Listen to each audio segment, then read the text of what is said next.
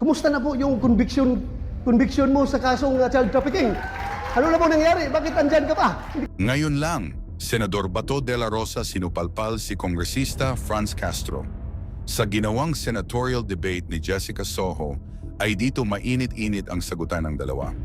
Nangyari ito nang tinanong ni Jessica si Franz Castro kung ano ang masasabi nito sa posibilidad na kasuhan ang former President Rodrigo Duterte laban sa mga nangyaring aksyon nito sa Oplan tukhang sa nakaraang administrasyon. Dagdag ni Castro, ang kaso ni Duterte ay long overdue na raw na dapat ay inihain na sa korte kabilang ang mga kasamahan pa nito.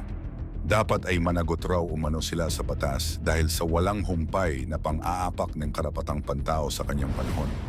Samantala, sinagot naman ni Senador Bato de la Rosa ang paratang ni Kongresista Franz Castro. Kumusta na po yung conviction mo sa kasong child trafficking? Ano na po nangyari? Bakit andyan ka pa? Hindi ka pa nakulong?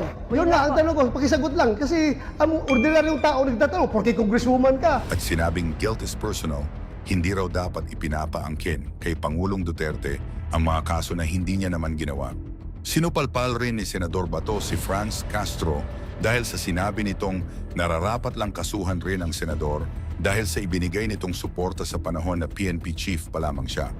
Dagdag pa ng senador na bakit tila nagmamadali si Castro na kasuhan silang dalawa. Bakit hindi raw muna atupagin nito ang kanyang mga kasong nakabinbin sa korte? Namutla at nabigla sabay natulala si Franz Castro sa tanong na iyon ni Senador Bato de la Rosa. Nasupalpal nga ito dahil sa dami raw mga lekramo kay Pangulong Duterte ay bakit ni isa ay wala man lang nagsampa ng kaso sa korte.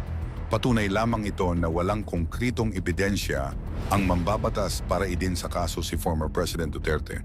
Sinabi naman ni Castro na ang kanyang tanging hangad lamang ay ang tumulong gawa-gawa lamang raw ng mga magulang ng mga bata iyon upang idiin siya sa kaso, pero pinatunayan ni Senador Bato na hindi rescue ang ginawa ni Castro sa mga bata.